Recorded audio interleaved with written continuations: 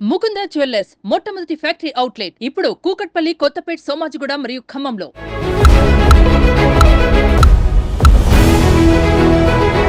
ఈ దేశంలో క్రికెట్ను ఇష్టపడని వారెవరు కూడా ఉండరు. అదే క్రికెట్ బెట్టింగ్లోకి వెళ్తే ఆ క్రికెట్టే మీ ప్రాణాలను బలి తీసుకుంటుంది. చచ్చిపోతాం అంటున్నారు, వాళ్ళు చచ్చిపోతే నేను చచ్చిపోతాను, నేను చచ్చిపోతే వాళ్ళు చచ్చిపోతాను.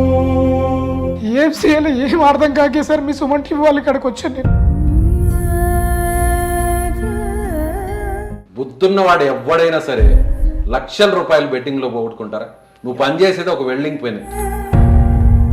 ఒక సామాన్య వ్యక్తి ఒకటి కాదు, రెండు కాదు, దాదాపు కోట్ల రూపాయలను క్రికెట్ బెట్టింగ్ లో పోగొట్టుకుని చివరకు ఆత్మహత్య శరణ్యమంటూ సుమన్ టీవీని ఆశ్రయించాడు. ప్రస్తుతం మన స్టూడియోలో అతను ఉన్నాడు. యోగేష్ రెడ్డి, ఏం పని చేసేవాళ్ళు మీరు? నా వెల్డింగ్ పని చేస్తాను. ఎక్కడ చేస్తుంటారు? నేను ఫస్ట్ సౌదీలో ఉంటాను. కరోనా వైరస్ లో చాలా రోజులు బ్రేక్ పడింది. బ్రేక్ పడిన వల్ల జోదంకి వెళ్ళేవాడిను. జోదంలో బెట్టింగ్ లో అలాగైతే ఒక 50 లక్షల రూపాయలు పోగొట్టుకున్నాను. తర్వాత ఎక్కువ శాలరీ కోసం నేను ఆశపడి యూరోప్ కూడా వెళ్ళాను సార్. ఏ కంట్రీకి వెళ్ళారు? నేను కురేషియాకి వెళ్ళాను. ఫస్ట్ కురేషియాలో కొద్ది రోజులు పని చేశాను సార్. స్టార్టింగ్ లో ఒక 3 నెలలు కూర్చున్నా, చాలా ఇబ్బంది పాలుగా అయ్యాను నేను. అలాగైతే పని దొరికింది. పని చేస్తూ అక్కడ 6 మాసాలు పని చేశాను సార్. ఒక వ్యక్తి నాకు పరిచయం అయ్యాడు.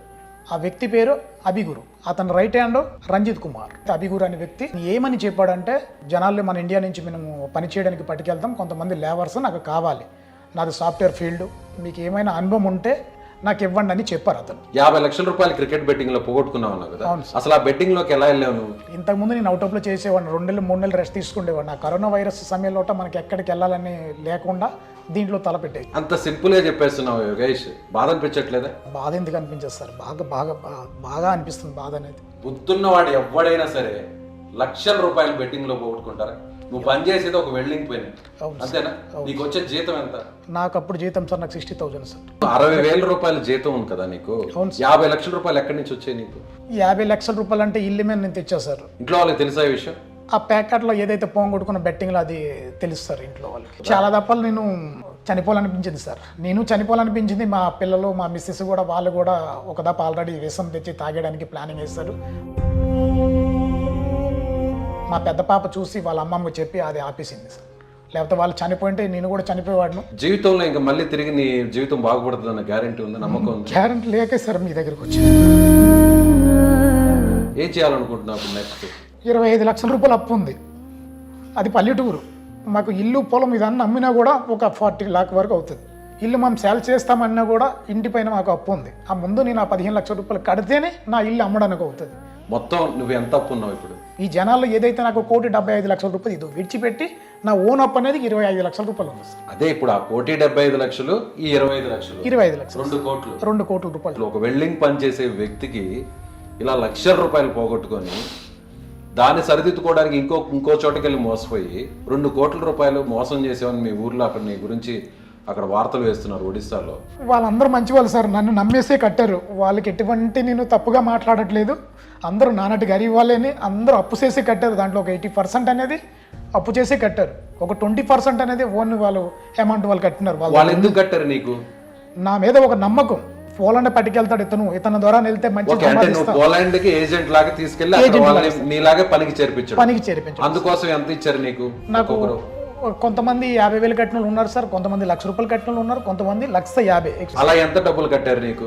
మొత్తము 150 మంది కట్టినారు సార్. 150 మంది కట్టారు. లక్ష అదే మనకి 1,75,00,000 రూపాయలు సార్ టోటల్ కట్టడం. డబ్బులు ఇచ్చి మోసపోయిన వారు కావచ్చు, లేకపోతే నువ్వు వేరే వాళ్ళకి డబ్బులు ఇచ్చి మోసపోయిన పరిస్థితులు కావచ్చు.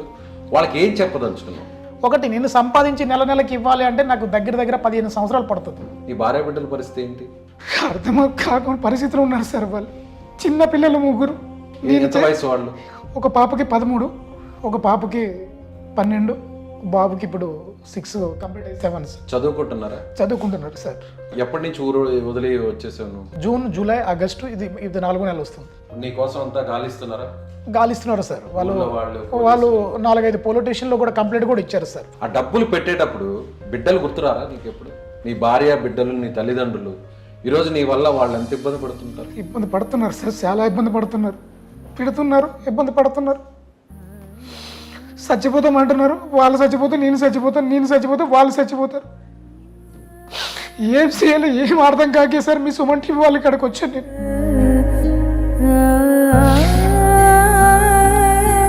అర్థం కాలేదు సార్. చాలా రోజులు బట్టి నేను తిండి తినక ఎక్కడ ఉంటున్నానో నాకే తెలియదు సార్. గాల్లో తిరిగినట్టు తిరుగుతున్నా, పొద్దుగల తిరుగుతా ఏదో ప్లాట్ఫామ్లో పడుకుంటున్నా సార్. అర్థం కావట్లే. అది కవర్ చేస్తాను అనుకొని ఈ జనాలు అందరూ పెట్టాను. నాకు నమ్ముకొని కట్టారు సార్. నాది ఒక మంచితనం నమ్ముకొనే కట్టారు వీళ్ళందరూ. అందరు గరీబ్ వాళ్ళే ఉన్నారు సార్. నేను ఒకటే రిక్వెస్ట్ చేస్తున్నా, మా ఒడిశా గవర్నమెంట్ అయినా కూడా ఎమ్మెల్యే కానీ ఎంపీలు కానీ ఒకటే చేతులెత్తి దండం పెడుతున్నారు సార్ పెద్ద పెద్ద వాళ్ళకి.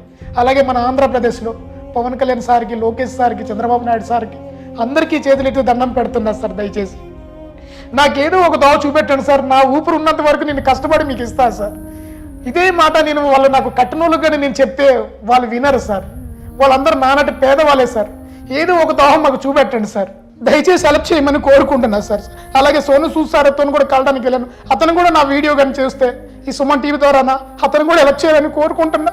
ఇది నాకు కష్టం వచ్చింది, నాకు ఇవ్వండి అనట్లే, దానికి మించి నాకు వచ్చింది సార్. 7 మంది ప్రాణాలు ఉన్నాయి దీని మీద, అందరూ చనిపోతామంటున్నారు. ఏం చేయాలో ఏమీ అర్థం కావట్లేదు సార్.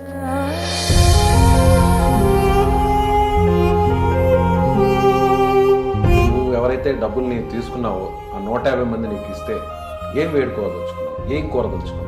ఆ 150 మందికి నేను డబ్బులు ఇచ్చేస్తే నన్ను ప్రశాంతంగా ఎలా ఇస్తావు? 2 కోట్ల రూపాయలు. అదే సార్, ఇప్పుడు ఎలా ఇస్తానంటే ఎవరైనా నాకు పెద్ద దాతలు ఎవరైనా వచ్చి ముందుకు వచ్చి ఎందుకు నాకు ఇవ్వాలి? నువ్వు చేసిన తప్పు నువ్వు చేసిన తప్పుకి 2 కోట్ల రూపాయలు ఉదారంగా ఏదైనా ఉన్న 10,000 20,000. అదే సార్, కష్టం వచ్చిందంటే ఎవరికి అడిగినా కూడా ఇస్తారు. ఇలాంటి కష్టం వచ్చిందంటే ఎవరు ఇవ్వరు సార్. వాడు చేశాడు తప్పు, వాడు శిక్ష అనుభవించాలని అంటారు. ఇప్పుడు మళ్ళీ నువ్వు తిరిగి జర్మనీకి, పోలాండ్కి వెళ్ళే అవకాశం వస్తే అక్కడ ఎంత శాలరీ వస్తుంది నీకు? సార్ నాకు అక్కడ నా తిండి మొత్తం పోతే నాకు 1.30 దాకా మిగులుతుంది సార్. నిజంగానే నువ్వు విదేశాల్లో వర్క్ ఇస్తారు చేస్తావు? సార్, ఇస్తారు సార్. ఏంటి అవేంటి చేస్తున్నావు? సార్ ఇది అక్కడది టీఆర్సీ కార్డ్ సార్. ఇది వీసా లాగా. ఇది వీసా నాకు ఉంది. ఇది 2026 దాకా పనిచేస్తుంది సార్. నేను ఎప్పుడైనా వెళ్ళవచ్చు. కానీ కేసు ఉంది కాబట్టి మీరు పోలేని పరిస్థితి. అంతే సార్. సో ఇప్పుడు ఈ 150 మందిని ఏ రిక్వెస్ట్ చేయదలుచుకున్నావు? ఒకటి, పెద్ద దాతలు ఎవరైనా వస్తే సాయి పడితే వేగంగా ఇచ్చేస్తా.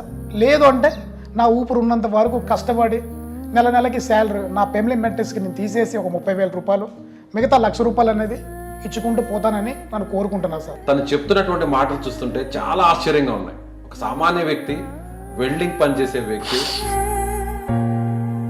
అత్యాశకు పోయి కరోనాలో ఖాళీగా ఉన్నాం, ఏ పని లేదంటే క్రికెట్ బెట్టింగ్లోకి వెళ్ళి ఫ్రెండ్స్ ద్వారా 1 కాదు 2 కాదు 50 లక్షల రూపాయలు పోగొట్టుకున్నాడు. ఆ అప్పుని కవర్ చేయడం కోసం వేరే పని చేసుకోవాలని 1,75,00,000 తను నమ్ముకున్న వారి దగ్గర తీసుకొని వారిని విదేశాలకు తనలాగే తీసుకువెళ్ళి అక్కడ పని చేయించితే ఒక్కొక్కరి ద్వారా 15,000 రూపాయలు వస్తుంది. ఆ డబ్బుతో 50 లక్షల రూపాయలని అప్పుని తీర్చేయచ్చు, డబ్బులు పోగొట్టుకున్న డబ్బులు తిరిగి కవర్ చేసుకోవచ్చు అనే ఆశతో వెళ్ళాడు. అక్కడ కూడా ఎదురు దెబ్బే తగిలింది. సో ఇప్పుడు మొత్తం 2 కోట్ల రూపాయలు తన నెత్తి మీద అప్పు ఏర్పడింది. క్రికెట్ బెట్టింగ్లో తెలుసో తెలియకో ఫ్రెండ్స్తోనో లేదో సరదాగానో క్రికెట్ మీద నాకు అత్యంత పరిజ్ఞానం ఉంది, అన్నీ నాకు తెలుసు, డబ్బులు పెడితే వచ్చేస్తాయి, రూపాయికి 2 రూపాయలు 3 రూపాయలు వస్తాయని ఆశతో డబ్బులు పెడుతున్న వారందరికీ ఇది ఒక హెచ్చరిక. యోగేష్ రెడ్డి ఉదంతో ఒక హెచ్చరిక. కాబట్టి యోగేష్ రెడ్డికి సంబంధించినటువంటి బాధితులు ఎవరైనా ఉన్నారో వారు కూడా పెద్ద మనసు చేసుకొని ఒక అవకాశం, తన తప్పును సరిదిద్దుకునే అవకాశం ఇవ్వాలని కోరుతున్నారు. ఒకవేళ తన ప్రాణాలు తీసుకుంటే తిరిగి మీకు 1 రూపాయి కూడా వచ్చే పరిస్థితి లేదు. తను ఇంకా సజీవంగా ఉన్నాడు కాబట్టి అవకాశం ఇవ్వండి. ఆ కుటుంబానికి కొంత సపోర్ట్గా నిలబడండి. తన తప్పును సరిదిద్దుకునే ఛాన్స్ ఇవ్వాలని సుమన్ టీవీ కూడా మనస్ఫూర్తిగా కోరుకుంటున్నాను.